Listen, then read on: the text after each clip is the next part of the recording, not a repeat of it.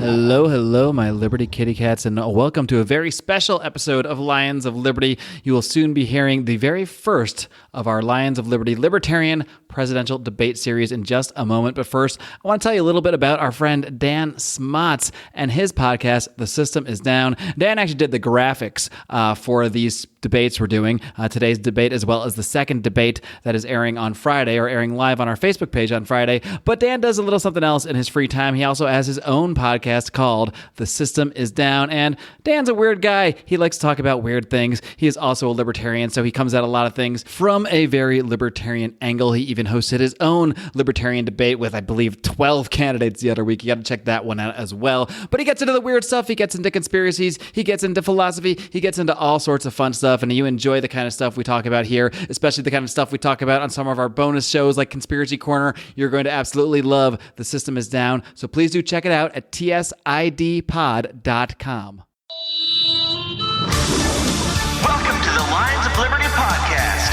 Here's your host, your guide, your shining beacon of liberty, Marc, Clair.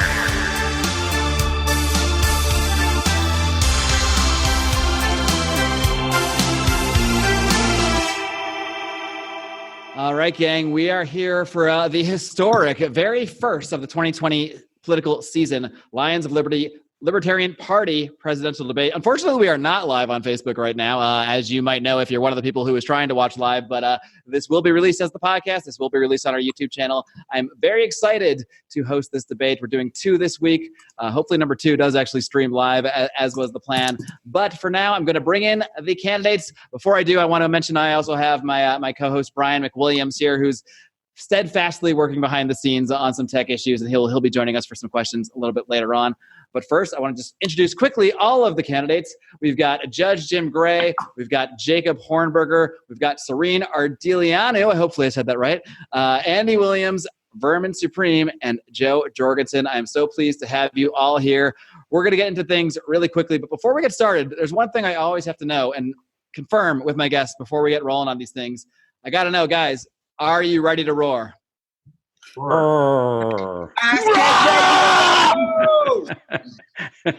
Vermin was more ready than the rest of us. All right, I'm going to briefly run over the rules real quick. Looks like we have a special guest here as well. Just going to briefly go over the rules real quick. Each candidate will get a 2-minute opening statement to introduce yourselves and present the case for why you should represent the Libertarian Party as its presidential candidate. Each round, candidates will answer questions in a different, completely random order. You will receive 90 seconds for each answer, and you will hear a bell indicating when you have 10 seconds left. It will sound like this. If a candidate's name is mentioned critically, that candidate will have 30 seconds to respond to the criticism after the completion of the answer in which they are mentioned. And the final round before the closing statement will be allowing each candidate to pose a specific question to one of their opponents in this debate. Candidates will receive the same 90 seconds to respond as with the previous question, while the candidate who asked the question will also be allowed a 30-second rebuttal if they so choose. Lastly, each candidate will receive a 90-second closing statement to summarize their case for their nomination as the Libertarian Party presidential candidate. And with that being said, I will turn over to my very randomized list for the introductions. The very first person to receive a 2-minute introduction, we will start with Miss Sorinne Ardeleanu. So I am running for President of the United States because I don't have a choice. I knew about 20 years ago that I was going to be running, and even though I tried to resist it and deny it, about 10 years ago I began preparing. And what I'm talking about is learning how to navigate life, understanding natural laws. See, I come from a very challenging background. I'm an only child of 2 immigrant parents from 2 different communist countries. My parents risked their lives for freedom. And so I was essentially raised on libertarian principles. And I didn't realize I was actually a libertarian until I started really looking closely at running for office. And I looked at the party platform and I realized, wow, this is actually how I live my life. And I believe others should live their life because it makes sense. And so I'm running because I realize I have something to offer that no other candidate has. And that is that I am able to connect with people, that I am able to help people transform their lives, and I'm able to apply what I've understand about universal and natural laws, not just at an individual level, but at a massive scale. I can help people overcome all kinds of adversity, from poverty, abuse, addiction, depression, disability, and so forth, because I've been there, because I've overcome all these things in natural and sustainable ways. And so I'm running because I realize nobody else is bringing this, not just to the party, but to this election. And our world is desperately in need of somebody who isn't going to sell them an agenda, but somebody who actually gets life, that wants to do what ultimately benefits everybody's quality of life and not just their own or a select few. Oh, and you were early. Look at you with 10 seconds remaining. Thank you, Sorinne. Appreciate that. Next up, I will consult the randomizer here. Next up, we've got Andy Williams Jr. Andy, please give us your opening statement. Hey, my name is Andy Williams Jr., also known as the Hood candidate, because I'm from the Hood. I'm running for president because May 3rd, 2019, I had an inclination in my spirit that said, hey, you should, would you consider running for president? I was like, yeah, why not? And I feel like I've been prepared for this my whole life too. From the time I was 2 years old, my parents separated. I wound up having a white stepmom that raised me for about 12 years. Well, 10 years, she left when I was 12, had a real good foundation. After she left, I got involved in the wrong path, you would say. Went to prison, but periodically turned my life around because I had a foundation. And then from there, I fought in this foreclosure crisis for 13 years, been a paralegal, and I just feel like freedom is something that we're born with. And so when I take my life experience of what I've overcame and how I've conquered, and realize the real war was inside of me, and I faced that giant, I felt the need to be able to share those tools with the rest of the people. Because if the leadership, which should be a servant, which is chief citizen of all, is one of the positions of the president, that's something that I embody in my life. I want to live by example. And if that office is giving out peace, love, as what I would call the love-evolution, then the country has peace, love, and love-evolution, but to be very transparent. So our platform is 1, human rights is what you're born with. 2 is abolish the prison industrial complex, which is mass incarceration. And 3 is economic empowerment. Those 3 things, specifically economic empowerment, made in America jobs, is what my solution is for this campaign. Thank you. All right. Thank you, Mr. Williams. Up next, we have Mr. Vermin Supreme. Yes. My name is Vermin Supreme. I am a meme. I am a libertarian, and I am seeking the Libertarian nomination. I am also an internationally recognized, highly respected political satirist, activist, and performer. For over 30 years, I've been using humor and satire as a successful anti-authoritarian communication strategy in order to mock and delegitimize the duopoly. This has allowed me to reach an audience of tens of millions of people around the globe, across the political spectrum, and earn free media from across the flat earth. This project of mine has given me a level of notoriety and reach that is allowing me to make this legitimate offer of my services as a candidate to the Libertarian Party. Now, can the LP put up a wacky entertainer and not be accused of being a joke party? I believe the answer is yes. It is absolutely all in the framing. We are a serious party with serious ideas and a platform for America. However, and here's the pivot, the duopoly presidential electoral system has risen to the level of a joke. And with love and with spite and spike, here is Vermin Supreme. Hashtag in on the joke. It will require owning the joke and making it the joke that we can all share and have fun with. Can we use humor as a weapon against the duopoly? I say yes. Can we use humor as a tool of outreach, as a tool of education and recruitment? I say yes. Can we use humor and satire as a tool to spread the word of liberty? I fully say yes. The LP is being given a choice of two very different time streams this election cycle. Will it consist of the most amazing, outrageous, over-the-top, educational, informational, entertaining, dare I say, legendary campaign that this country has ever seen? Or will it be something a little more mellow, perhaps? Delegates, the choice will be yours. Thank you very much. My name is Vermin Supreme. Thank you, Mr. Supreme. Just FYI, I'll interrupt here, guys. Okay, we are finally streaming live. Apologies for those tech issues, and I deeply apologize because I know we missed a couple of people going live. We will be able to repost this. You'll be able to go back and watch this after we share it on YouTube. We will make sure to do that and tag you both, Andy and Sorinne, to make sure that you get your day in the sun. Sorinne, excuse me. Great. Well, for those of us just tuning into the live stream, welcome. We're glad we could get things rolling here. We've just, you've only missed a couple of closed opening statements, Sorinne, Andy Williams, and Vermin Supreme. And as I said, this will be available as a podcast. Hopefully I'll have it up by tomorrow. We'll also have the video up on YouTube. But we will now proceed with our introductory statements. We will now move on to Judge Jim Gray. Well, Mark, first of all, they missed our roar also, so we should correct. That's true. That. We did have a great group roar, so that'll get up eventually. That's a reason to tune in, if nothing else. Our country is in dire need of what libertarians bring. You know, I've done lots of things in my past. I've written more probably than any presidential candidate in history, even more than James Madison with regard to our issues.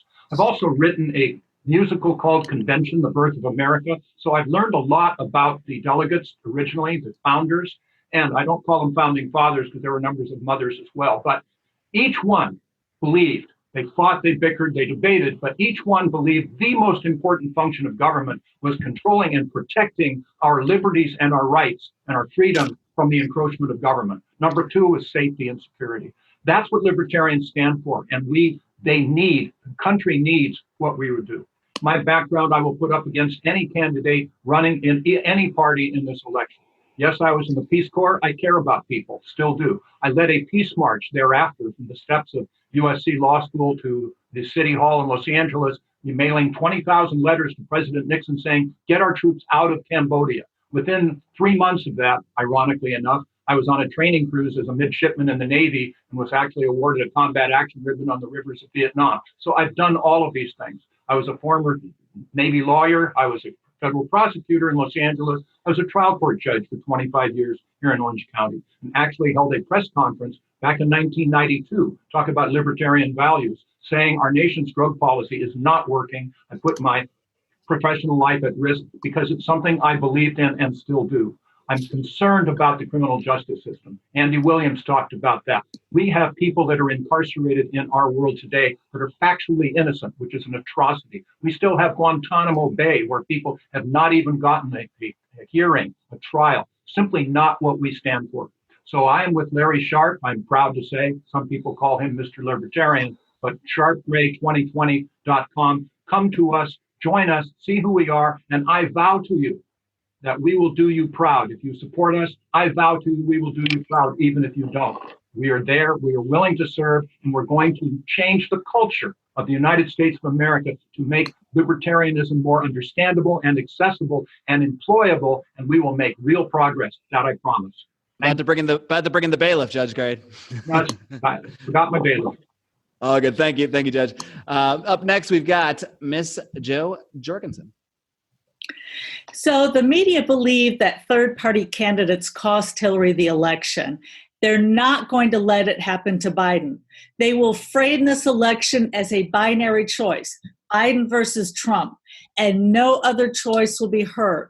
We must bypass this media blockade and create a direct channel to voters. And the prospects are there. Many people don't realize that there are actually 40 to 45 million libertarian-leaning Americans out there. Either they haven't heard of the party, or they're misinformed, or they just haven't really thought about their political beliefs. We're not going to reach these people by appealing only to the purest of the pure libertarians, nor by targeting the moderates with the best ideas from both sides, as we used to say in the 70s and 80s. We can't pin our hopes on attracting disappointed Bernie bros from the left or never Trumpers from the right. Instead, our nominee must be deeply principled with a long-term commitment to our party. Communicate libertarian ideas in a way that non-libertarians will understand. And show the benefits of bold libertarian proposals. The last 3 LP presidential campaign staff did not share their data with the LP, even though they had a written agreement. Now, please note, I'm not criticizing Gary Johnson or Bob Barr. I'm complaining about the Republican-led campaign teams who work for them. I will share my data real time. I am that candidate. I can unite current libertarians and attract new ones. Nominate me, and my campaign will create a direct communications channel to bypass the media blackout. My strategy will grow all levels of the party and benefit all of our candidates. Visit joj2020.com and join my team. Thank you. Ms. Jorgensen, thank you very much. And lastly, but not leastly, we have Mr. Jacob Hornberger. I want to first start out with commending my fellow debaters here. I think we're now up to 14 or 15 LP presidential debates that we've participated in. And this is an important part of our party process. It's like a crucible where LP members and delegates can examine and scrutinize where we stand, where we can get challenged on where we stand, how we stand up in the heat of fire. And so this is an important process. And when somebody jumps into this race at the very end of it, specifically with the intent of avoiding these debates, there's a good reason for that. Now, this race is much more than just a political race. This is really a battle for the heart and soul of the Libertarian Party. On the one side, you have the reformers. These are people that have given up any hope of liberty. They have resigned themselves to the permanence of the welfare warfare state way of life. And they've resigned themselves to just reforming it. Educational reform, immigration reform, healthcare reform, Social Security reform, reform. And that's why the reformers have rushed gaga-like over to Justin Amash's campaign. Because Amash represents the archetypical example of a reformist, Republican-like, Tea Party-oriented campaign.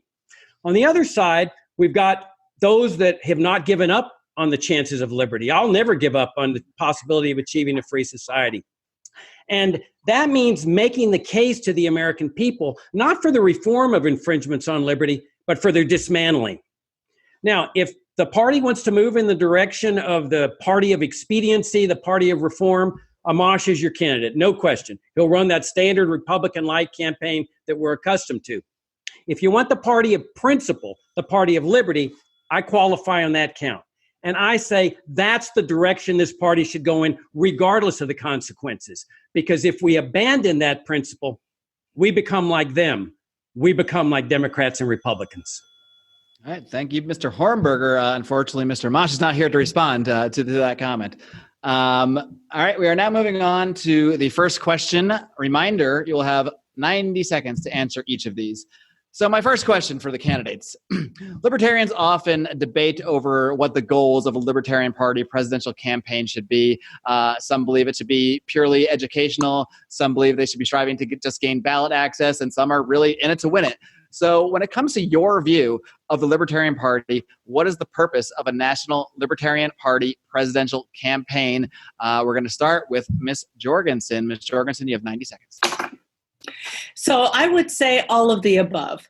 First of all, I'd like to point out that the Libertarian Party is a political party. There are many people out there who say we should have a purely educational campaign, talk pure philosophy. But the thing is we are a political team, a political party. So ultimately, we have to get votes. So yes, I'm going after votes. However, just as important or even more important would be gaining membership.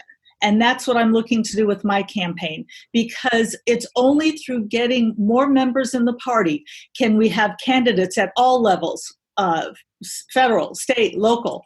Only then can we get donors to our campaigns, people knocking on doors, calling on the telephone, going out and working at fairs as I did. I personally have been an activist. I've worked at the fair. I've collected signatures as a volunteer. We need to grow the party to get all of those functions in place.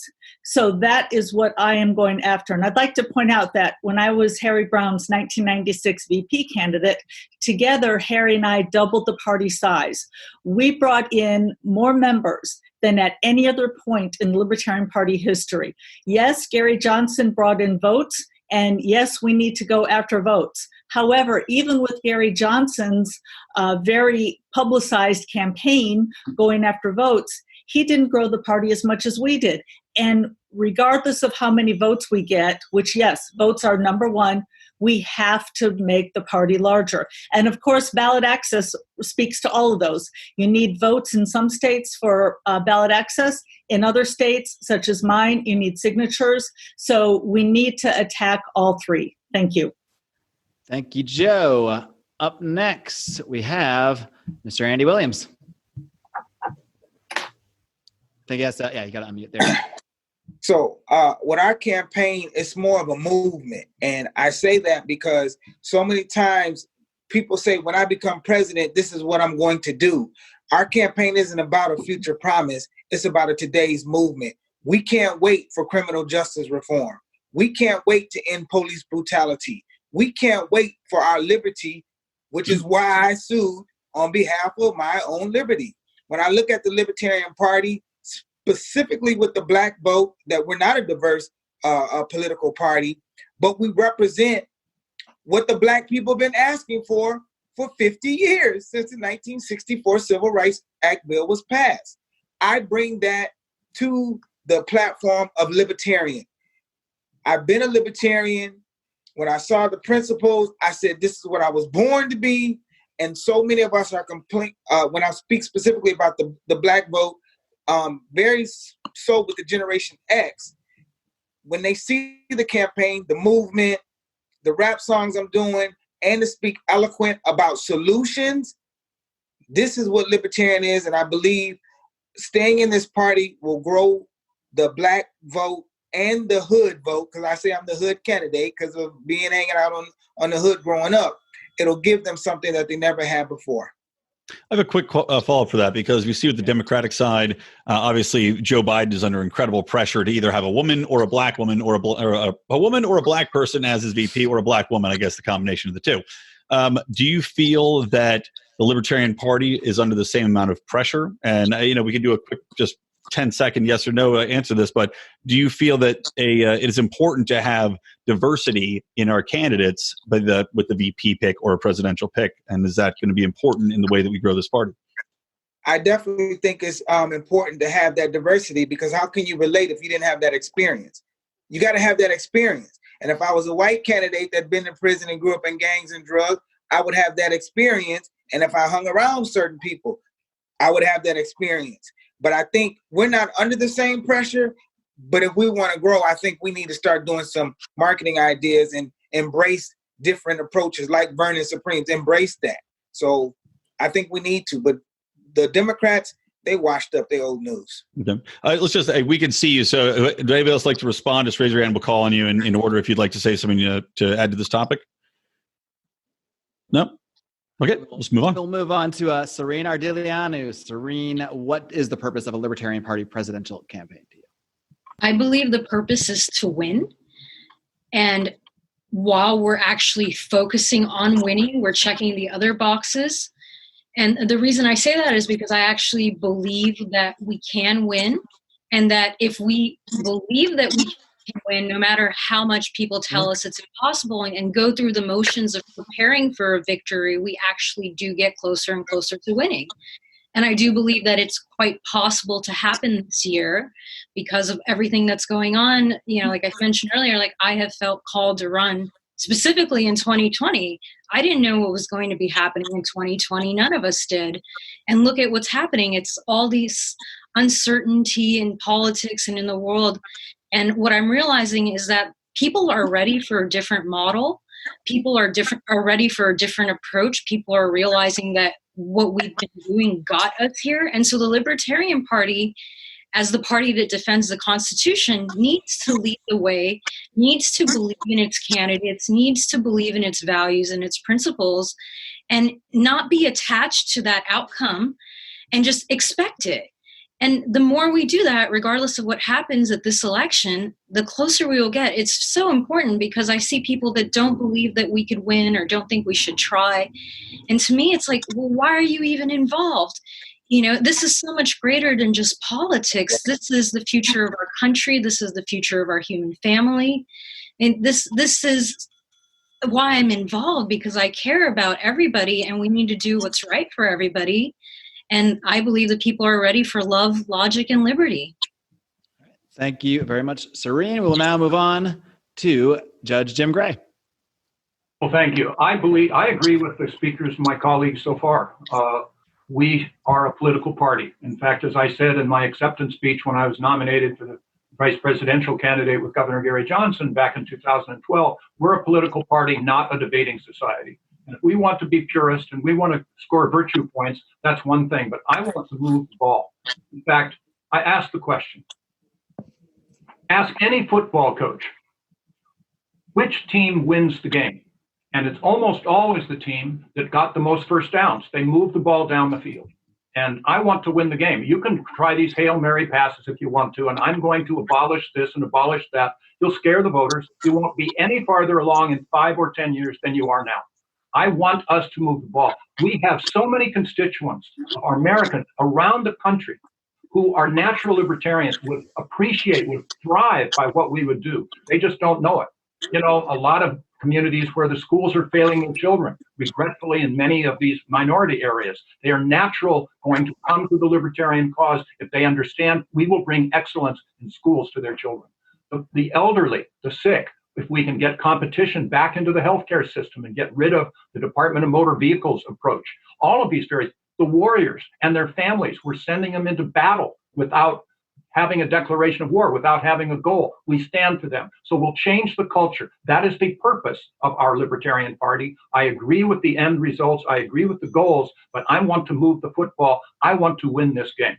Gray Shark 2020, I think we can do that. Plus, of course, Joe Jorgensen talked about growing the party as well. Down ballot access candidates are hugely important. City councils, water districts, the rest. Larry Sharp has a history of that. So do I. We're going to grow the party and we're going to try to win this election. And if you ask me later, I'll tell you exactly the strategy that we're going to employ. It gives us a 3.7% chance of winning the presidency. Judge Gray, I gotta cut you off there. That's well over your time, but thank you very much. Moving on there, we now have Jacob Hornberger. Mr. Hornberger, you've got 90 seconds.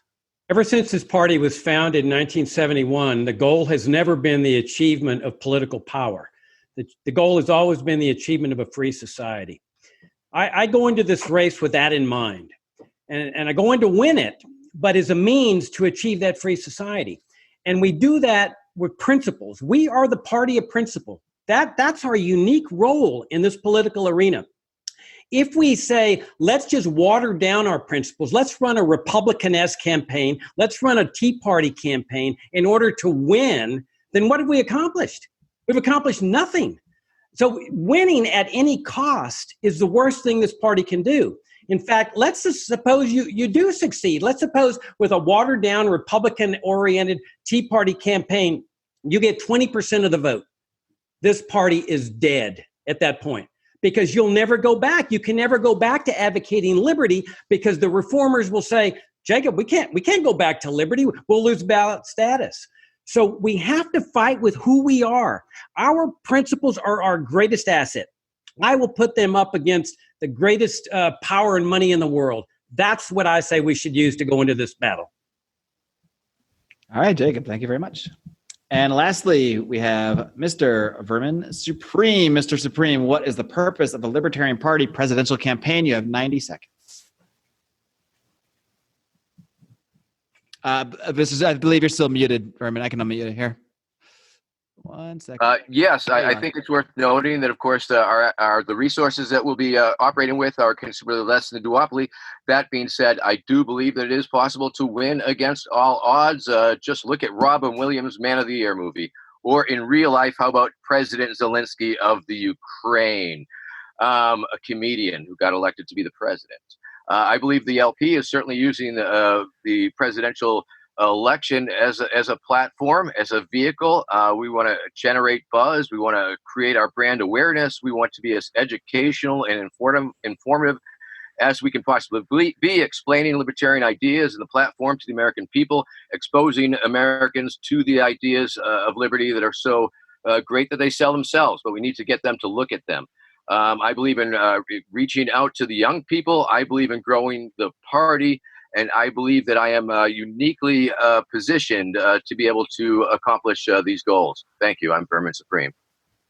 All right. Thank you very much, Mr. Supreme. Very concise answer. I will now turn the floor over to my colleague, Mr. Brian McWilliams. He's got a question for you, too. I do indeed. So this round, we're going to start off with Sorinne.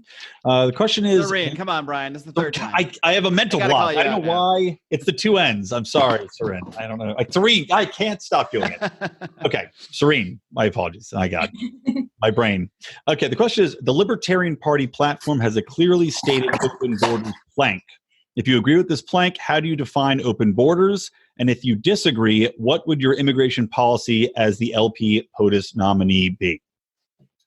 I believe that any, act trying to stop somebody's movement is an act of violence.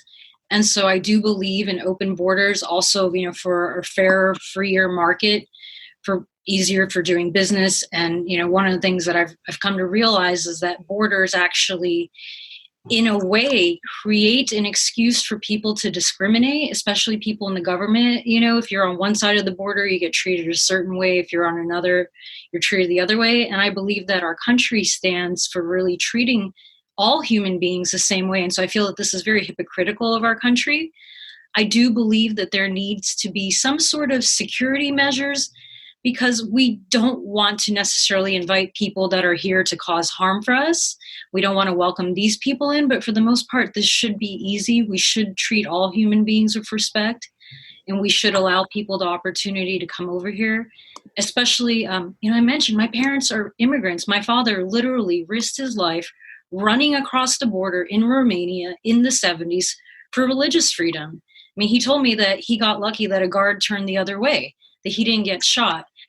So I know what it's like to, fight for your life and these boundaries that keep us in, and that this isn't fair for human beings, that we need to be able to move and do business freely across borders, and that there needs to be a more humane way to address this in the way the government has been addressing it, that there are more humane ways that we can use reason. And, our country suffers when we don't let people in that want to come here to pursue the great American dream, because people come here to work, to, self-actualize themselves, to, chase their dreams. We want those people here. We want their ideas. That's what's made this country so great, is the ideas of different people. And so for me, I am all for encouraging immigration, but intelligently. All right, Sorinne, that's your time. I'm sorry. I don't know if you guys aren't hearing the bell or not. You are hearing the bell. I haven't heard the bell, Marc. Oh, okay. Well, that's good to know. That's very good to know. That explains a lot. It's like, I don't want to break in there. Yes. So you're over your time. Are you guys hearing the bell right now? Now I can hear it. Okay. Yes. Now I know I got to hold the bell a little closer. Yep. There you go. Okay. Thank you, Sorinne. We are going to now have Andy Williams Jr.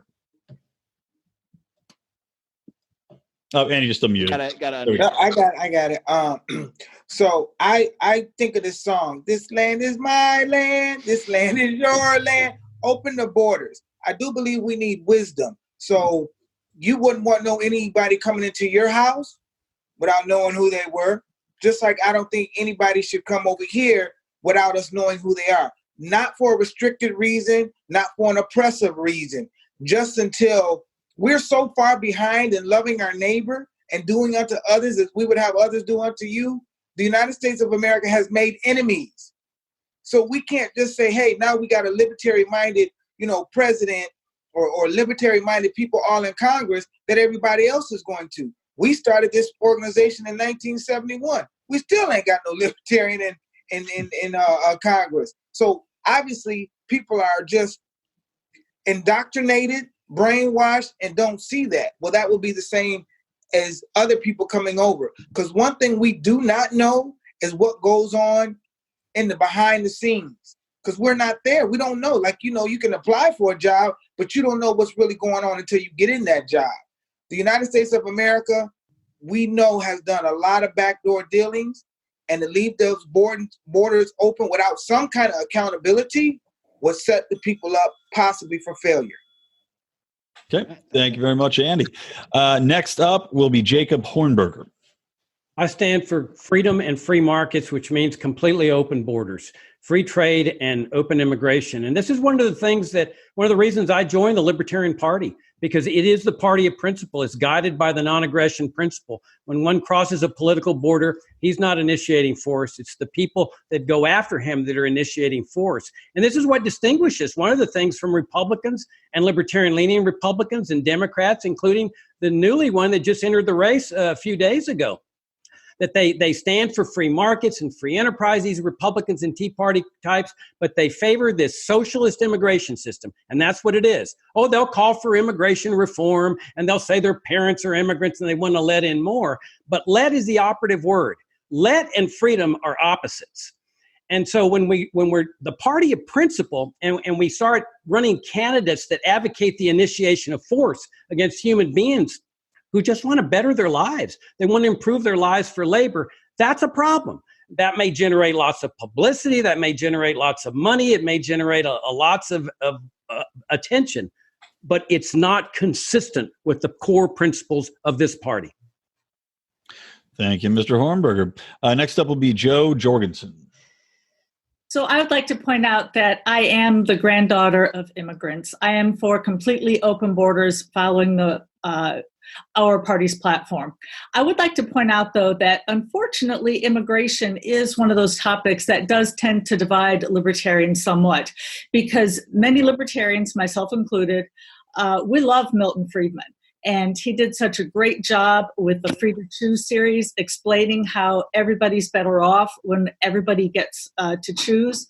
However, this is one area in which he disagrees with the general libertarian philosophy. He basically has the idea that you can either have open borders or you can have a welfare society, but you can't have both. And so he suggests that we get rid of the welfare before we have open borders. But that's just not what the statistics show. If we have open borders, it helps our country. And especially when we have more immigrants who have high school diploma or more. But even if we have immigrants with less than a high school diploma, it balances out and it helps our economy. The overall long-run fiscal effect is positive. And for each new immigrant, we get a certain number of dollars added to our economy. And it encourages the people that we want in this country to be independent, self-reliant, and it grows our country strong and competitive. And it gives Americans just a real joy to learn about other cultures. Thank you. Yep, thank you, Joe. Next up, we have Vermin Supreme. Yes, immigrants make America great, and undocumented immigrants make it greater. Yes, people like capital need to be able to cross borders freely for ultimate prosperity. As an anarchist, of course, I've always believed that borders are an artificial construct by the state and essentially illegitimate. But on the other hand, I'm a very reasonable man, and I understand that the reality in which we live in.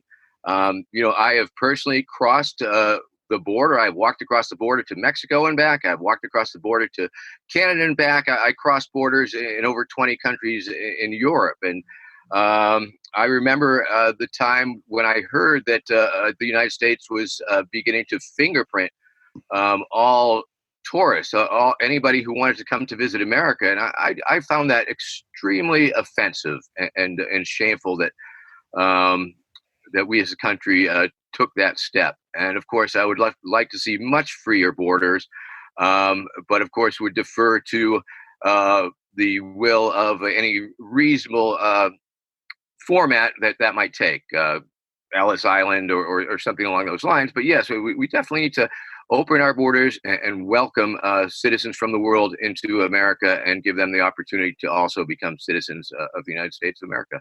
Because we're number one! All right, thank you, Vermin. And bringing in the final answer for this is Judge Jim Gregg. Well, thank you, Brian. The first sentence I wrote in the introduction to my book on judging was, the best decision I ever made in my life was choosing my parents. beneficiary of that so-called choice ever since. I was blessed to be able to be born in the United States of America. And I think that we should have anyone that wants to come to the United States to pursue the American dream should be able to do that. But I also have Milton Friedman as a hero. As long as we have the welfare state, we really cannot do that. Yes, by the way, we would have a background check for criminal justice issues, mental health, terrorism issues, but it is wrong. It is not America to close our borders, not who we are. But we would allow people to come in here, get a work visa pretty liberally. If they can support themselves, fine, they can come, pursue the American dream. If they can support their families, bring their families, but no welfare would be attached to that. And pretty soon, these people would be here. They'd be here legally. They can have a driver's license, not have all of this other stuff, go back and forth across the border if they wish, legally, freely. That's what we stand for. And everyone will win as that situation is put into effect. I believe that. Okay. Thank you, Judge. Mark, you want to take on the next question? Do you have any follow-ups, by the way? Mark, do you want to ask the candidates? I think we're good to move along here.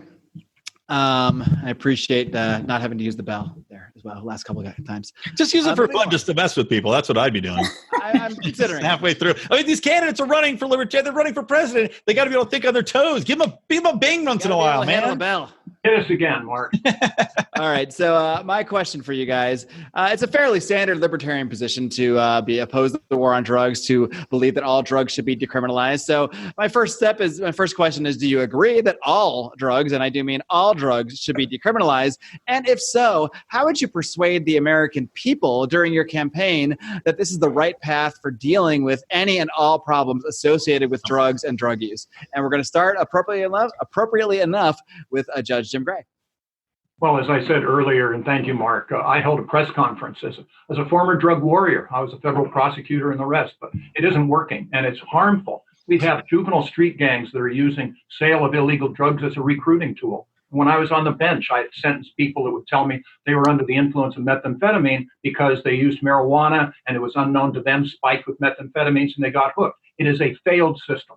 I wouldn't use, by the way, you can't get too much into this, and not decriminalize. I would use regulate and control and bring it under the control, because we can't make drugs prohibited. We can't do away with drugs. They're going to be here one way or the other. Let's regulate and control them so we do have age restrictions. But by the way, Robert Downey Jr. is a hero in a lot of ways, but he's had that lifelong heroin addiction. It makes as much sense to me to put him in jail for his heroin problem as it would have Betty Ford in jail for her alcohol problem. It's the same thing. It's a medical issue. Bring them closer to medical professionals. But if they drive a motor vehicle under the influence of methamphetamine, heroin, marijuana, alcohol, which is my drug of choice, that's a crime. What's the difference? Now, by their actions, they're putting everyone else's safety at risk, legitimate criminal justice function. But it makes as much sense to me to control what I, as an adult, put into my body as it does what I put into my mind. It's none of the government's business. I heard the bell that time. All right. Thank you, Judge Gray. Man, if only I knew you guys weren't hearing the bell. I'm actually impressed at how short your answers were in the beginning before the bell is full. They were good at self-policing, as good libertarians are. We don't need the state involved there. We police ourselves. Exactly. Most of you don't even need the bell, but regardless. I like the way you combed your hair this morning, too. It's really nice. I spent 45 minutes combing my hair. If you can't tell us apart, by the way, Mark has a blonde beard. I have the gorgeous locks. Second only to Mr. Supreme's. Who is up next? Mr. Supreme, do you believe in the decriminalization of all drugs, and how would you communicate this to the American people? Well, I believe I would do it under the explanation of harm reduction. Number one, I would point out the Portugal model, where drugs have entirely been decriminalized, and I would certainly point out that their levels of addiction and use are much less than they were previously. Of course, I would argue that it is the most critical and moral thing that we can possibly do to end the war on drugs and free all those prisoners who have been convicted of nonviolent drug offenses, and how that the war on drug has destroyed families and communities, and that it is only the right and proper thing to do, and that we as individuals do fully have the right to decide what we knowingly and voluntarily consume and what risks people will accept for their own health, finances, safety, and life. Once again, of course, the Libertarian Party does not condone addiction. However, it does respect your decision-making process. Thank you. All right, Mr. Supreme is getting, if I had a point system for going under the time the most, Mr. Supreme would be winning. Unfortunately, there are no points for that, but thank you very much. Moving on, we now have Andy Williams Jr. So I am in favor of decriminalizing all drugs except one. My wife is a drug. I'm addicted to her. Can't do that. But I look at decriminalizing all drugs knowing what the natural resources are. Everything that's born out of a plant substance has a natural resource that deals with healing, medicinal purposes. We as people abuse that. And then also for those going with Mr. Supreme saying Portugal, they went with this 32,000 rule.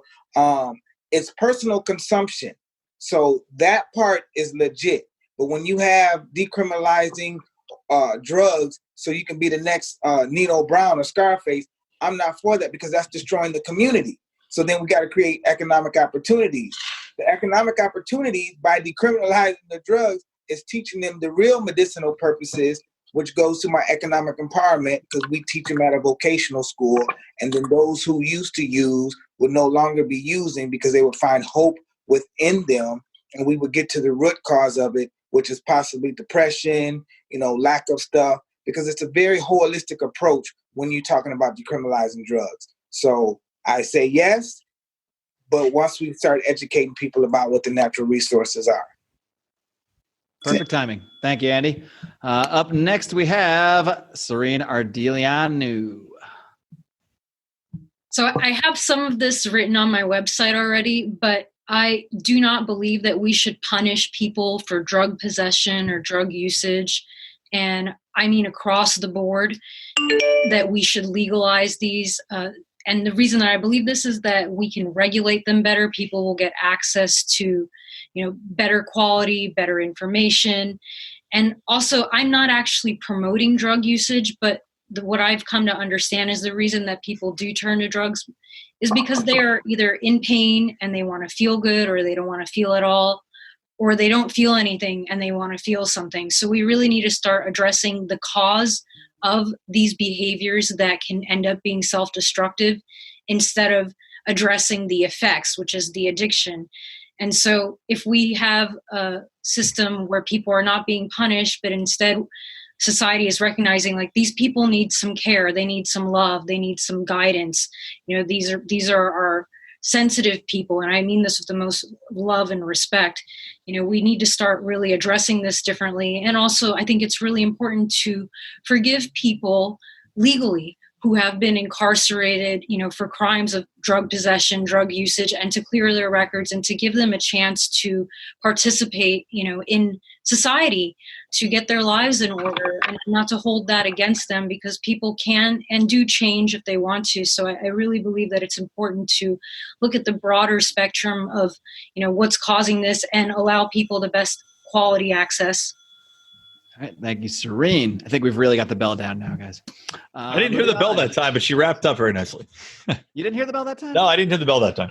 I can't figure the bell out. Sometimes people hear it, sometimes they don't. But moving along, we don't want to spend the whole show on the bell. Ms. Jorgensen, you are up next.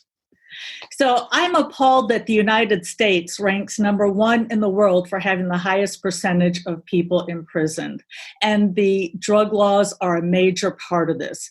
And the federal government allows the police to seize somebody's assets without even convicting them of a crime first. So I would go beyond decriminalization and go to legalization, and absolutely all drugs. When I was running for VP, one of the questions, when I answered that question, somebody asked me, would you legalize all drugs? And I said, well, it depends on how much crime you want to get rid of. If you want to get rid of a little bit of crime, just legalize marijuana. You want to get rid of a lot of crime, legalize all of them. One of the other candidates mentioned regulation. I'm only for regulation if it's done through the free market. We don't need the government involved in regulating stuff. We've got plenty of free market options, and the free market always does a better job of trying to deliver the best quality with the lowest price. So how to sell to the American people? That's the trick here. First of all, absolutely, it's our bodies and we should be able to do what we want, but that's not going to sell it to the American people. What we have to do is we have to explain how legalization dries up black markets. It ends streets violence, how your kids are going to be safer. You don't see owners of liquor stores trying to sell gin to your kids at the junior high or high school. So by getting rid of these drug laws, your kids are going to be better off and your lives are going to be better off. Everybody hear that bell? It shows a different bell that time. That's a bell right there. Judge Gray, you still don't hear the bell? I heard the bell. I want some ice cream. All right. Now that we've got the bell totally solved, thank you, Mr. Jorgensen. We will wrap this round up with Mr. Jacob Hornberger. Legalize all drugs. People have a right to ingest whatever they want to ingest, no matter how harmful or destructive it might be. And we also have the utilitarian case. This thing's a fiasco. It produces violence in society, gang wars, turf battles. It's Jim Crow. It's the new Jim Crow. The penitentiaries are filled with blacks who have been convicted of nonviolent drug offenses. Drug addiction and drug usage belongs in the private sector, not in the criminal justice sector. It is an immoral, corrupting program. But I am a little troubled by Judge Gray's position on this, that he's long said he's against the war on drugs, but from what I understand, and he can correct me in his response on this, that I understand his position is that he does not want to legalize heroin, cocaine, meth, opioids, and other hard drugs, that he only wants to legalize marijuana. And I say that if you live in a society where the government has the power to punish you for ingesting anything, then you're not living in a free society. May I have a response? Yes, you are. Sorry, I think Mark's muted. Judge Gray, go ahead. You have a 30 seconds response, please. Thank you. Yeah, sorry, I was muted. I do not want children to be sold marijuana. I don't want them to be sold cocaine. I don't want them to be free market so that your daughter at 12 years old can go to your local mini mart and buy some cocaine. I don't want that. No one I know does. So I would regulate and control them basically like wine. They have age restrictions, advertising restrictions, and they have quality control. That's where I would go with all drugs under medicalized, particularly cocaine, etc. That can be dangerous. Bring them under medical control. That's what I would do. I wrote a book on it. All right, and Jacob, do you want to give a very brief response to that? It's not in my written rules. But, yeah, I mean, I think all libertarians would oppose the child issue of drugs. My question is we're talking about adults. Does he want to legalize drugs for all adults? Well, that's different. You didn't say that. So do you want to clarify, Judge Gray? Would you decriminalize drugs entirely for adults? Legalized drug, think aspirin. No age restrictions, no restrictions at all. I do not want that for any of these drugs. I'm concerned about our children. I do not want children to go to their local Lucky Market and buy cocaine or bourbon. So that's the difference. But the question was regarding decriminalization. So would you want to decriminalize all drugs for adults? For adults. Okay, please. These terms mean something. Decriminalization means that it's still illegal to buy, use, sell, possess any of these drugs, like in Portugal, but they don't enforce the law. I'm a judge. I believe in having reasonable laws, but I believe in enforcing those laws. So I would have regulated control, pretty much like cigarettes and alcohol, with regard to all of these drugs. So children cannot be sold them. I do not want that to happen. All righty. I'm going to toss this back over to Brian for another question. All right. And for the next question, we will be starting off with Andy Williams Jr. The question is, the presidency of the United States has limited powers, at least in theory. But presidents do have the ability to issue executive orders. If you were elected president, how would you use executive orders? And do you have any executive orders that you would issue on day number one? So I would use my executive orders to specifically release political prisoners, for sure, nonviolent offenders in the federal penitentiary, as long as we have an assessment tool in place. And I say that because coming from the streets, when you don't change your mindset and you've been locked up in jail and you get out with the same mindset, you're going to create the same situations and scenarios if you're going back to your same neighborhood. So under those, so that's how I would implement that part right there with my executive orders. And pretty much, I'm like more of using government as a limited role of aid and assisting. So we only need to come in when there's a problem. like, some people aren't getting enough health care. Let's come in and aid the system with some type of temporary resources. Because once you depend on the government so much, that's why they have so much power. And I only believe in limited power. So I'm just looking at saying, how can I aid and assist, be an example for the people, and use my powers as a servanthood, because the greatest among you should be your servant. So I'm really here to serve the people, not the people serve me. So that's my executive orders, and I'd use them to the fullest, especially when it comes to serving and following where the guy, I can't even think of his name right now. The president that's 94 is still doing Habitat for Humanity. Jimmy Carter. Jimmy Carter. That's it. All right. Thank you, Mr. Williams.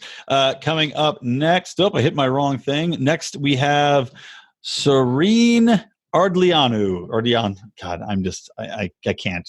I give up. I don't know. I give up trying to say it. It's entertaining. That's somebody. I'm just embarrassed by it. Okay, please go ahead.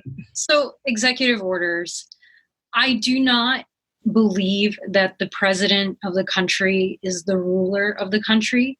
And so I take this power very seriously, and it's not something that I intend to use to control people, but something that I would use to free people. So, as I mentioned before, when we're talking about drugs, clearing records, freeing people, and beyond drugs, victimless crimes, sex work, crimes of poverty, all that, forgiving those people, clearing their records, giving them a chance to restart. I think that's really important, because this is a waste of resources and this isn't actually addressing the problem. One of the things I've been involved in for the past year and a half now is criminal justice reform. I'm an advisory board member of a nonprofit out of New York called It Could Happen to You. And we actually helped pass historical legislation in the state of New York to hold prosecutors accountable. And we were working with other states as well. One of the things I've learned is that there's many people who have been wrongfully convicted that are unfortunately behind bars. Now, yes, everybody says they're innocent, but some of them actually are. And so I really want to address this and to help people to get their freedom back. So, as far as executive orders go, I'm always going to do what will free people and not enslave people. And I'm also going to be very thoughtful, not impulsive, because again, I don't believe that this is a president is ruler. I believe that this is doing what's best for everybody, not just myself and what I think is right. Okay, thanks. So Kim Kardashian, definitely part of your cabinet. Maybe. Okay. Next up, Vermin Supreme. Oh, still muted. Hold on, Vermin, you're muted. Hold on, let me unmute you. Sorry about that. I'm a boomer. What can I tell you? I'll start your time now. Yeah. Okay. Naturally, I would bring the troops home. I would declare all the wars done and over with. I would clear the jails of all prisoners convicted of victimless crimes, of course. Abolish the IRS just for fun. I would make executive orders that would make everyone get along and love one another. And I would totally repeal the law of gravity. Thank you. Okay. Thank you, Vermin. Next up, we have Judge Jim Gray. Got to tell you, it's hard to follow up on that one, but look, executive orders, 4 words. They are abused. Executive orders are meant to inform the executive department on how various regulations are in effect. President Obama abused that when he actually ordered that we not follow the immigration laws with the DACA children, the Great Dreamers. I agreed with that sentiment, but he can't say we're not going to follow the law by executive order. He should have done it right, and he had no complaint when, in effect, Donald Trump reversed it, because he had every right to do it. If Obama can do executive order one way, he can do it the other. You've got to follow the law. You've got to follow the process. President Clinton, I believe, caused tens of thousands of acres all of a sudden to be national monuments. No, I don't think we have monarchs in our country. I will not use the executive orders that way, but way they're intended, just to clarify different regulations. Abused, it can be abused on both sides. No, let's try following the law. And that is my position. Thank you very much. Radical as it could be. No, very good. Next, we have Jacob Hornberger. Executive orders are the essence of dictatorial conduct. They're essentially decrees by the ruler. We live in a society and under a governmental system where presidents should go to Congress and seek permission to do things. Look what President Trump has done with the trade war against China, which put hundreds of thousands of Americans out of work and bankrupted American farmers. He did this by decree.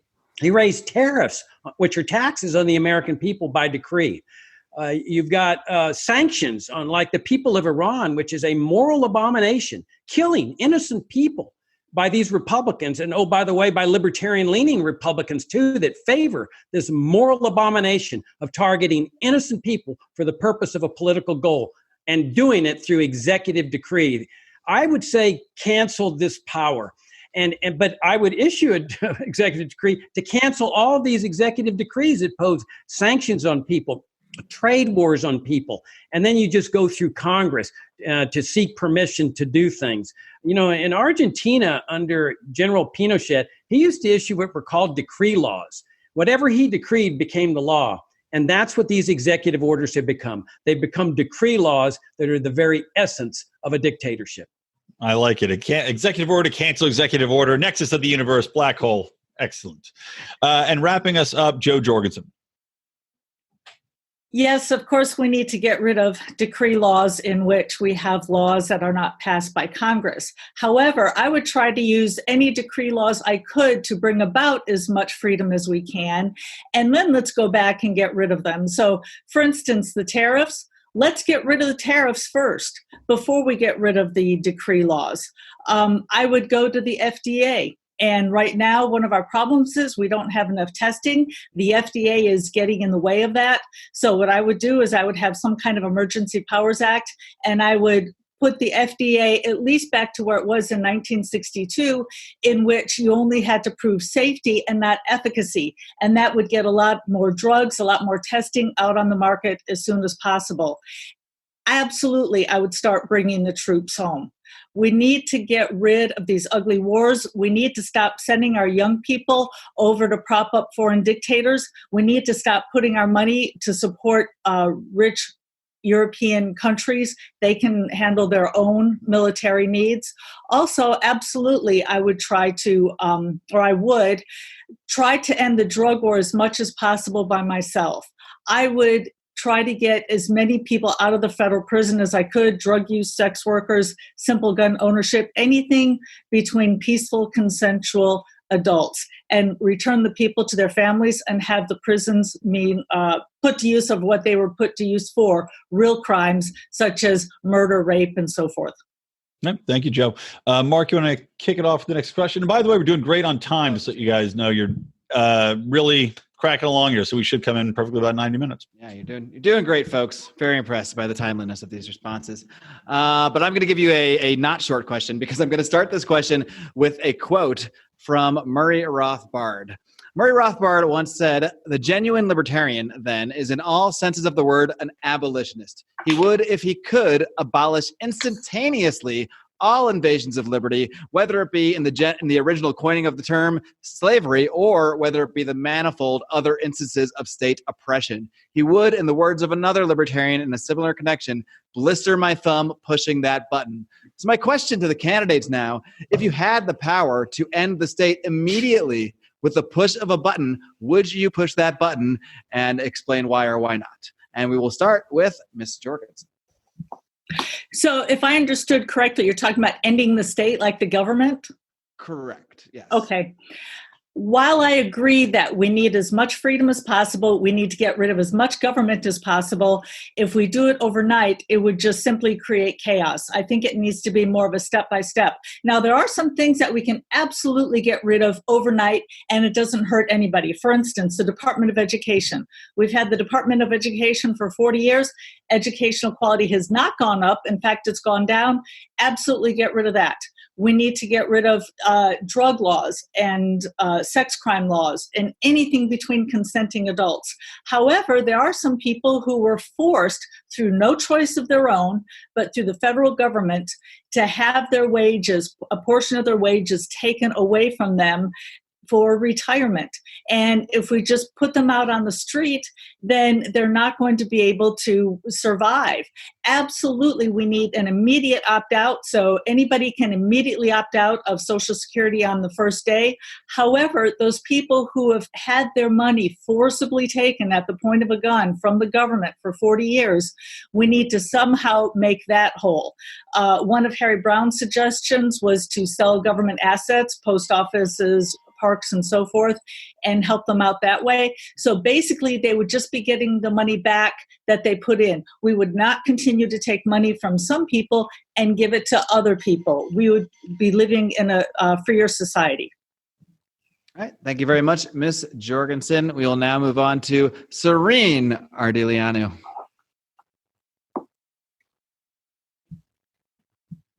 If you say your name right, she doesn't know how to respond. Yes. Yeah, She's no. blown away when you say it right. Totally off guard. No, I've been thinking about this a lot because I've had freedom for over 10 years now. I've done what I want, when I want, how I want, and with whom I want. And it hasn't been the easiest or most fulfilling journey at first. I made it through all the craziness and chaos. And so I agree with what Joe said that, I don't, as much as I would like to push that button and give everyone absolute freedom today, I realize that it is a huge responsibility and we need to help people work through it. Not we, the government, we, the people who understand how to work through it. And those are the people that we should be electing into government positions so they can lead by example. I am concerned about giving somebody the type of freedom that I had overnight, even though I want everybody to have it. I had a lot of support around me and I happened to make the right decisions, but I'm very fortunate to be here today, to be alive, to be healthy, and to be grounded. And I really want the best for everybody. And the other thing that really concerns me is all these systems that our government has been selling to the people and forcing them to subscribe to. My mother is low income and she's getting close to retirement.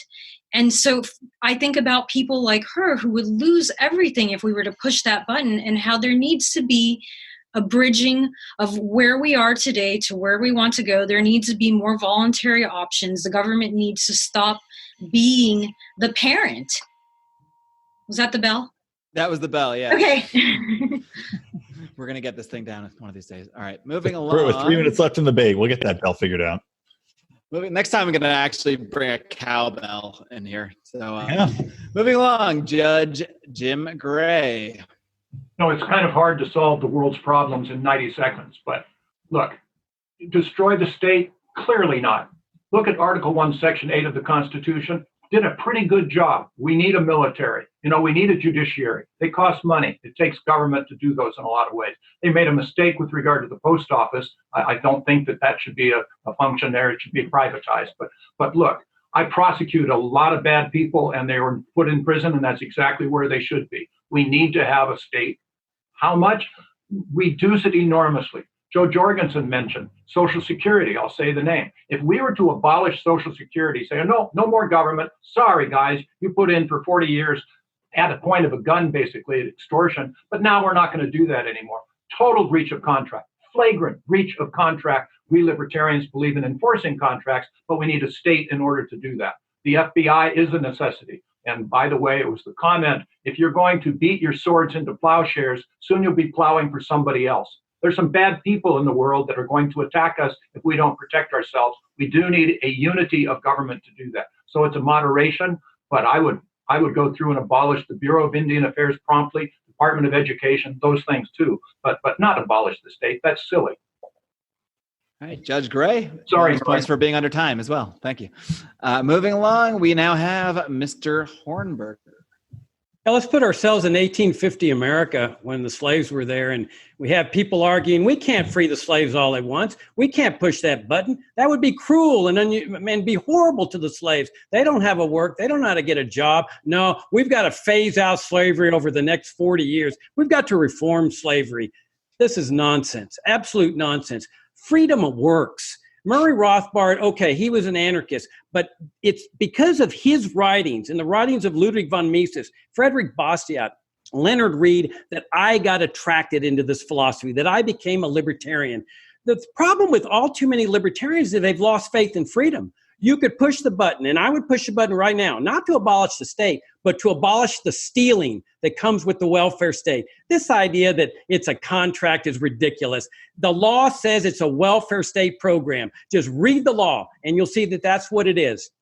To abolish it today simply means that you're going to leave $2 trillion in the hands of younger people. Where do they think the Social Security money comes from? The government isn't rich all of its own. It comes from young people. Why not leave that $2 trillion in their hands? Why not trust them to give their money to their parents and grandparents and eliminate the middleman of the IRS, which is one of the most crooked, tyrannical agencies in U.S. history? Why not have faith in freedom? I would push the button without hesitation because I know freedom works. You can count on the younger people of this country to manage their own funds and do the right thing. And oh, by the way, that's what freedom is all about, the right to make that choice. All right. Thank you, Mr. Hornberger. We now move on to Mr. Andy Williams.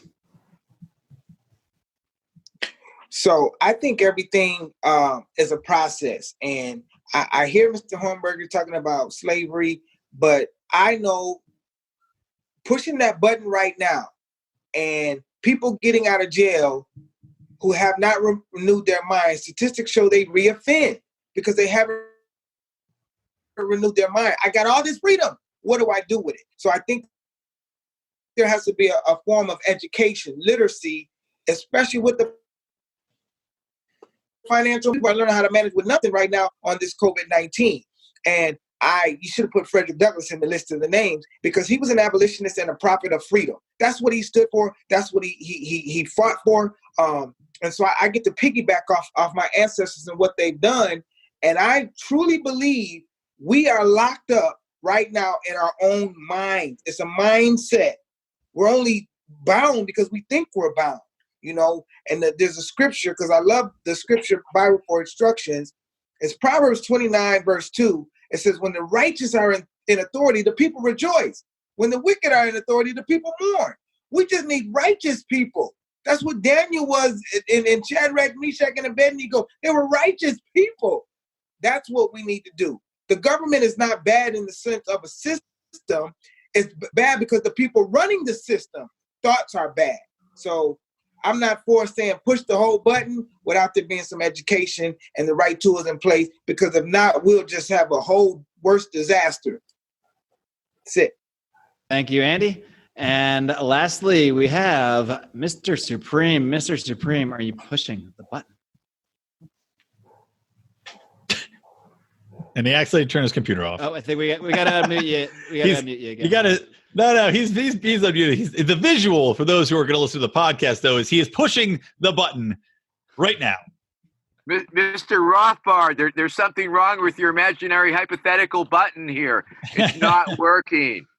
But yeah, if the button did not include all sorts of civil unrest and mass starvation and brought us to a stable post-state society, heck yeah, I'd keep on pushing it. So then, follow up. Do you then say then if it didn't lead to mass starvation, does that mean that you would not immediately push it then? I just tried to push it, man. What are you saying? All right. Yeah. No, I'm more anarchist than you. That's what I'm saying. Okay. All right. Oh, do we just lose Marc? Oh, he's back on. Okay, we got it. Good to go. All right. Thank you very much. It's your turn anyway, so. All right, Vermin. I think actually, let me see. I think that brings us to, yes, it does. It's not a question by yours truly. This is actually an opportunity for each of you to ask a question of another person in this debate. So I will give you an opportunity. We'll see. Hopefully everybody gets a chance, but you never know. Everything is going to target out. So each of you may ask a question of another candidate. Let's start off with Joe Jorgensen. You may ask someone a question. We will, of course, allow a time for rebuttal. So this question is for Jim Gray. In our last debate, you made the specific point that you support a negative income tax, but not a UBI. But my question is whether you call it a UBI, negative income tax, or stipend, it's still taking money away from one person and transferring it to another, which, by the way, goes against our party platform. But the question is, you would still need an income tax, whether you had a UBI or a negative income tax. So my question to you is, would you still need the IRS? Does this mean you would not abolish the IRS? Thank you for that. Life is complicated. I was in the Peace Corps. I care about people. I also still have Milton Friedman as a hero. This was Milton Friedman's idea, and I subscribe to it.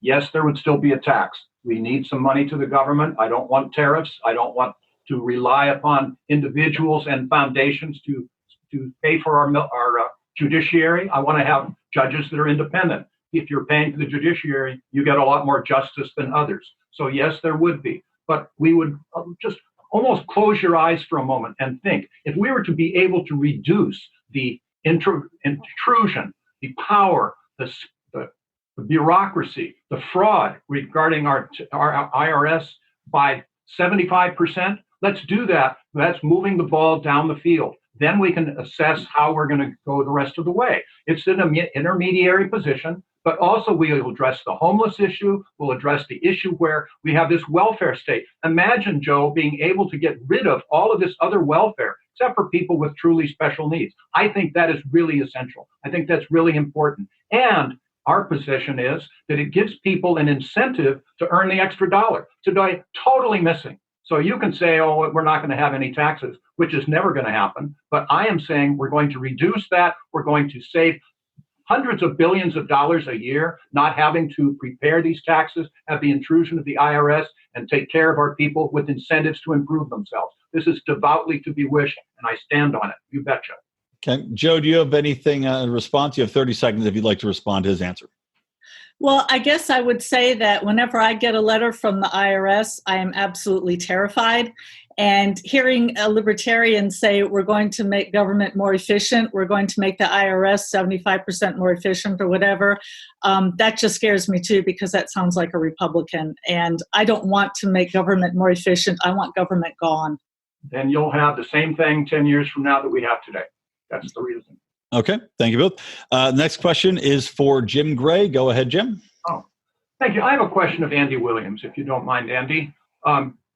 I was a part of a small group called Open Gate International that teaches people who are felons just released from prison to become chefs involved in culinary arts. So I thought, boy, that's a great idea. And I actually introduced them to Norco State Prison, to the warden. So now they're talking about putting these vocational trainings in prisons themselves. So when you're released from prison, you'll actually have a job to go to. Do you believe that this would be helpful with regard to people that are being released from prison?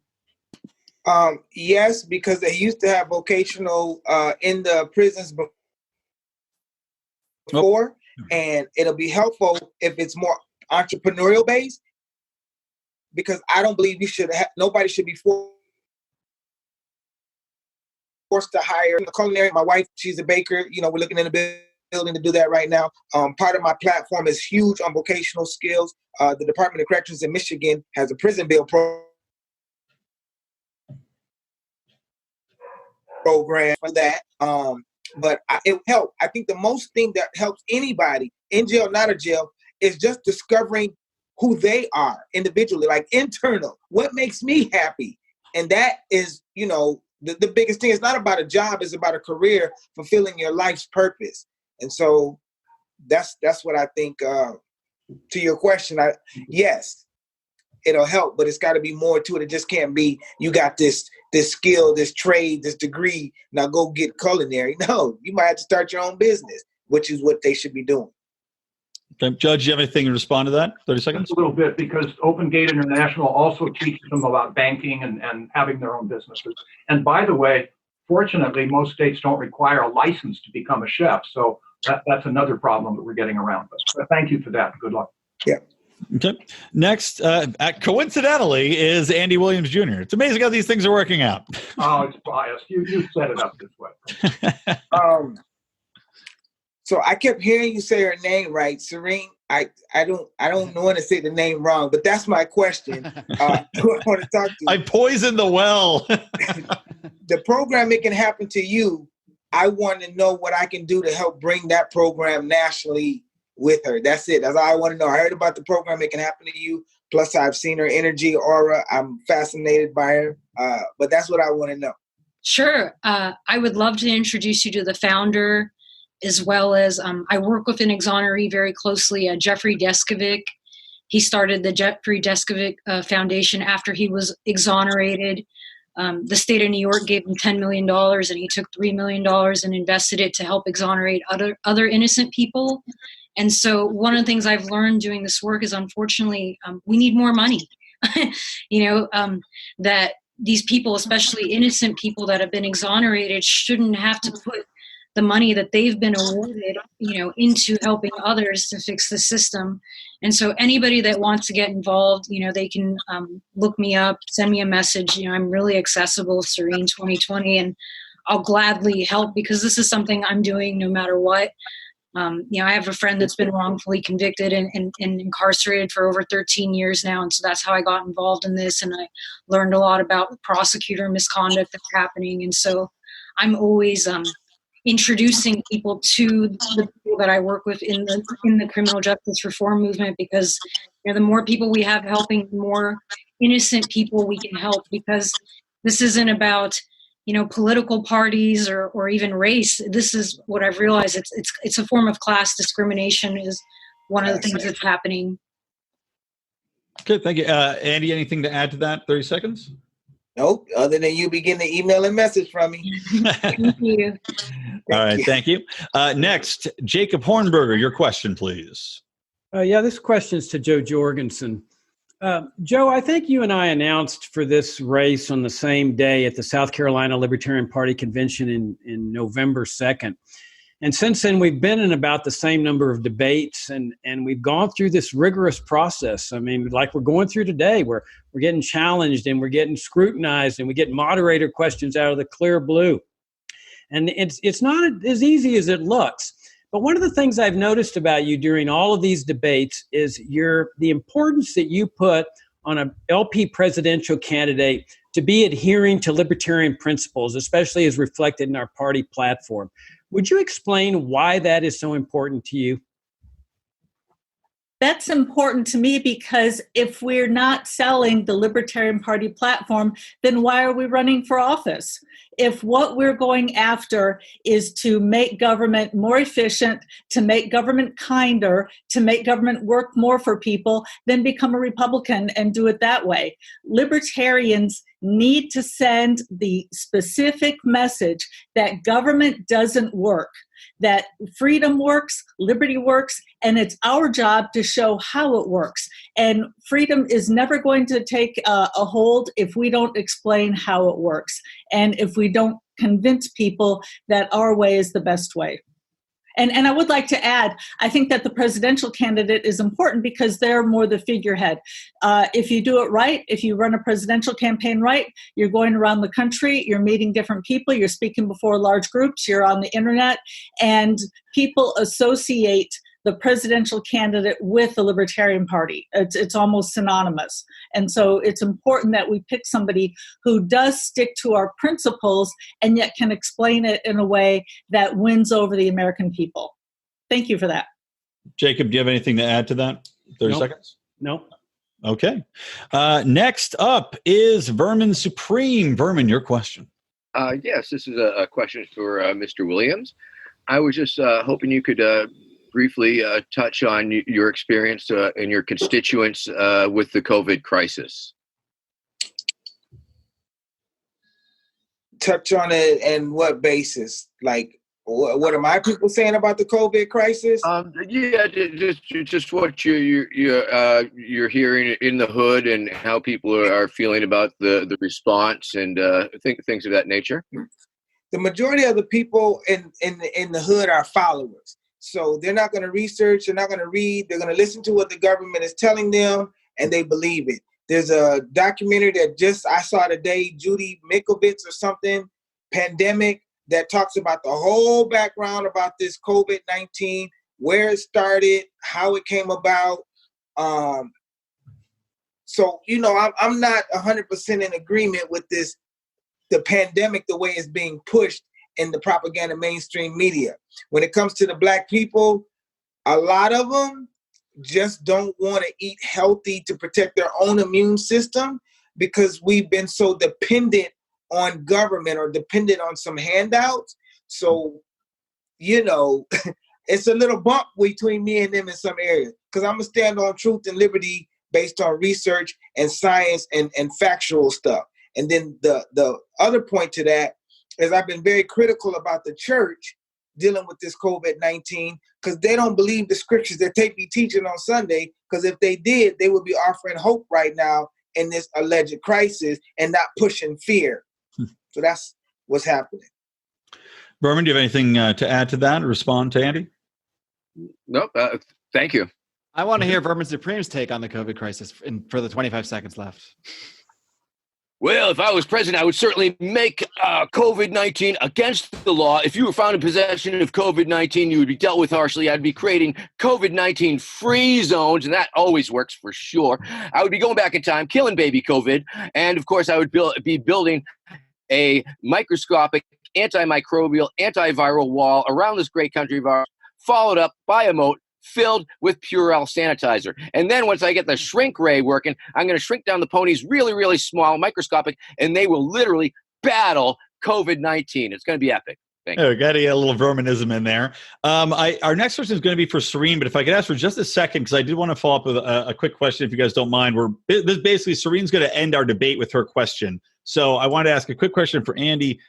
You mentioned the fact that in the hood, or we'll say in your constituency, however you want to pronounce it, that they are trusting of government, that they're dependent, they believe government. Do you feel like this is one of the biggest issues that we have as libertarians trying to expand our base with Black people and African Americans?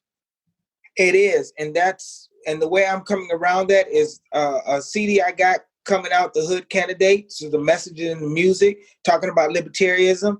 And the fact that I filed lawsuits against Pritzker, Trump, my own city, and I'm showing them how to be empowered. That's what I'm doing. Like, I can say all I want to, but we have to see liberty. We have to see that.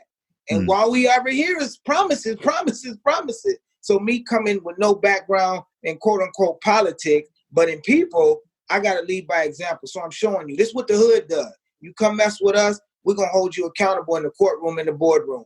That's my campaign, so that's what I'm doing. And that's what's bringing the most traction right now. That. Cool. All right, thank you, Andy. Okay, Sorinne, would you like to give us your question, and then we'll bring it up to a close? Sure. So my question is more of a request for Vermin. Vermin, I would like you to paint me a picture of your ideal world. Right now? With your words. Oh, well, I think it would be a much simpler times. It would be much more decentralized. A post-state society would consist of voluntary groupings of people who see a need or a lifestyle that they want to participate in or want to join, or any number of factors, but people living peacefully in harmony without the violence implied by the existence of the state forcing to people. I think it would be just, I guess it's a beautiful place, and we all have ponies. Thank you. Can I have a unicorn? Absolutely. There are conversion kits available. It's pretty much just an ice cream cone with tinfoil and some duct tape, but it'll work. Perfect. Thank you. I was not aware we could make requests about our specific type of pony. Really oh, yeah. Colors, flavors, number of legs, all those things. They're totally up to you. All right, it is now time to move on to our closing statements. It's time to drive this thing home. You are currently speaking, and thankfully live now that we got the stream working, you're currently speaking live and in the future to many, many thousands of libertarians, many of whom are delegates to the National Convention, even though, as we were discussing before we went on air, no one still really knows how that's going to take place, how this is going to be decided. But you are currently speaking to many, many delegates. So please give your closing statement for a minute and a half, 90 seconds, on why you should be the Libertarian Party's presidential nominee in 2020. We will begin with Judge Jim Gray. Well, thank you. Thanks for the opportunity, Brian and Mark. I believe in libertarian principles, and I believe in getting first downs and approaching them and getting to them from the real world. I wrote a column recently. In fact, for the last 4 years, I've written a blog every week called 2 Paragraphs for Liberty. And the one I wrote for last Monday, which is being posted up on our website, grayshark2020.com, is called Government Cannot Centrally Plan. Get the government out of the economy. People are talking about, how should the government open up the economy again? The answer is it's done by the private sector. So I would say to you, look, we're libertarians. Let's get government out of your bedroom. Let's get government out of your wallet. Let's get government out of your business. In fact, let's get government out of your way. Now, that's what we're trying to do. But you can't just do it like a brick through a window. Like we said earlier, you'll scare people. It just doesn't work. With my background, I listen to people. I was a judge. I will be able to listen to evidence, be able to appraise it, consider it, rule, make a decision, and then, of course, explain it. We work well with people. We'll work well with Congress. We'll work well with other countries. We have lots of problems. Let's address our children. Social Security, come on. No one is going to say we're going to abolish Social Security for those people that were forced to put money into it for the last 20 or 40 years. What I would do is privatize it now, require people to have their own 401k programs, maybe even probably allow people for the last 10 years that have been submitting into Social Security involuntarily to be able to be purchased out of it. And then, yes, sell some assets to be able to end this system. But the first rule when you're digging a hole for yourself is to stop digging. So let's privatize the Social Security now so people would be able to have a nest egg at the end of this. There are lots of things we can do.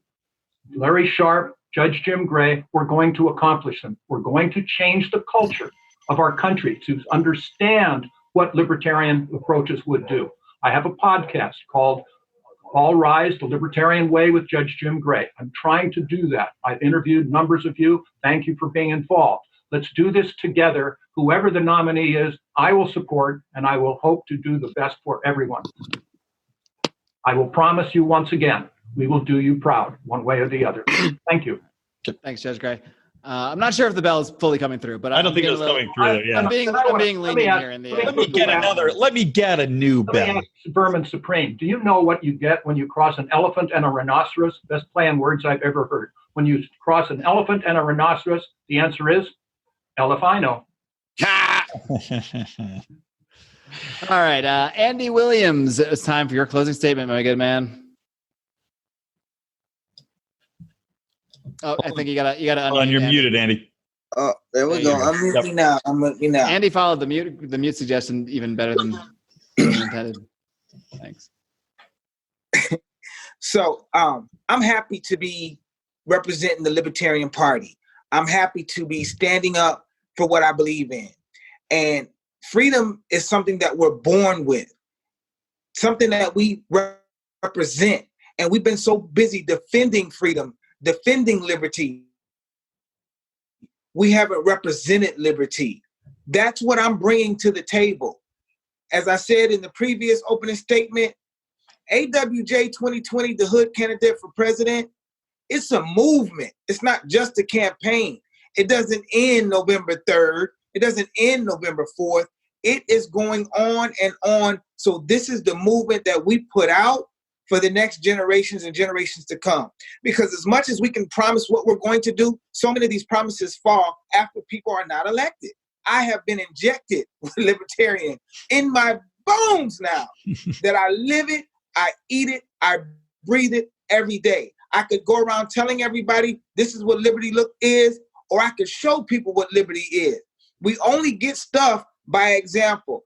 You look at Jay-Z, because this is from the hip hop, he came from the hood to sit at the table with Warren Buffett, Michael Bloomberg. This is a hood candidate, like he's the hood. That's what I'm bringing to this Libertarian Party, and I guarantee you, hip hop gonna rock with us from P. Diddy to Malcolm X's daughter to Dr. King's daughter, Bernice. Like everything they're saying, that's what I've become. And so now I want to spread that. Spread the good news. Libertarian is here, and we not gonna lose. Thank you. Thanks a lot, Andy. We now move on to the closing statement from Mr. Vermin Supreme. Yes, I would just like to ask anyone who is not familiar with the bona fides of my 30-year activism against state and authority to please watch Who is Vermin Supreme? It is a feature-length documentary available on Vimeo. I believe that I've achieved a communication strategy and a level of success that has allowed me to reach a lot of kids. And kids are naturally anti-authoritarian. Kids are naturally nonconformist. They want to know why things are the way they are, and they want to change the world. And that is what we libertarians have in common with kids, and that is what I have in common with kids and libertarians. And as the voice of a new generation, which I am, which is weird because it's not my generation, I have been doing my best to spread the word of mutual aid, volunteerism, and charity, love and empathy and liberty. And these are the only things that have been getting us through this current crisis. It certainly hasn't been the federal government. It is people helping people. It is neighbors helping neighbors, making stronger families, stronger communities, and that totally equals the need for less government. So let us not go back to the way it was. Let us not let ourselves go back to the way we were. Let us heal. Let us work together. Let us look to the future. Let us make a better world now together. We do not have to go back to the old world. Disruption leads to innovation and change. Innovate now, change now, disrupt now. Let us no longer carry the things that do not serve us while we have this unprecedented moment in time. Thank you. I'm Vermin Supreme. Thank you, Mr. Supreme. Moving along, we will get a closing statement now from Sorinne Ardeleanu. I based my platform on love, logic, and liberty for all after spending a weekend with libertarians at the California State Convention. And I did that because I realized that this is the party of love, logic, and liberty. And I had felt at home. And I realized that this is what the world needs, is love, logic, and liberty. And so I mentioned this because, as I mentioned earlier, I've been preparing for 10 years. And what I've been doing in part of my preparation is learning how to truly love, not just myself, but all other beings, learning how to be reasonable, how to reason correctly and fully, and understanding how freedom works and what real freedom is. You know, as Andy mentioned earlier, it starts in the mind, and you can't give somebody freedom who isn't willing to do the work. Well, I've gone from surviving, barely surviving, to infinitely thriving, and I can teach this to others as president, which is what our country needs. This is what our people need. They need somebody who will lead by example, who has been there, who has done that. I am a serial entrepreneur. I co-owned a nightclub in San Francisco. I co-owned an art gallery in San Francisco. I've accomplished many things. I write for the Huffington Post. Rather, I've published with them before. I write for Thrive Global. I've gotten public support from famous people, and I've worked with various state legislators in the past. And so I believe I can bring a lot of people into this party, and I already am, that are not libertarian, that aren't even involved in politics. I'm waking people up right now. And so that's why I believe that I should be chosen, because I believe I can help us transition from where we are today to where we want to go as gently and gracefully as possible. Thank you very much, Sorinne. Moving on, we'll get a closing statement now from Ms. Jo Jorgensen. So I'd first like to make an announcement that if we can get our technology working, I'm supposed to be on a podcast immediately following the debate. And we're hoping that people can come to my either website or Facebook and ask questions. Because sometimes when you watch a debate, you might wonder, well, why did you say that? Or what did you mean by that? So I would like to invite people to, well, first of all, you should come to my website anyway, which is joj2020.com, to learn more about my campaign and to help us out. I'd like to stress that when I became a libertarian back in the late 70s, early 80s, and I was just so excited about freedom, I couldn't wait to tell everybody freedom is great and we can keep our money and we put our, we all can help each other. And the reaction I got was one that I was not expecting, which is people were saying, wow, you're selfish, or you don't care about the poor, or my favorite, which is, well, not everybody's as smart as you are. You can't get rid of Social Security because other people aren't as smart as you are to save.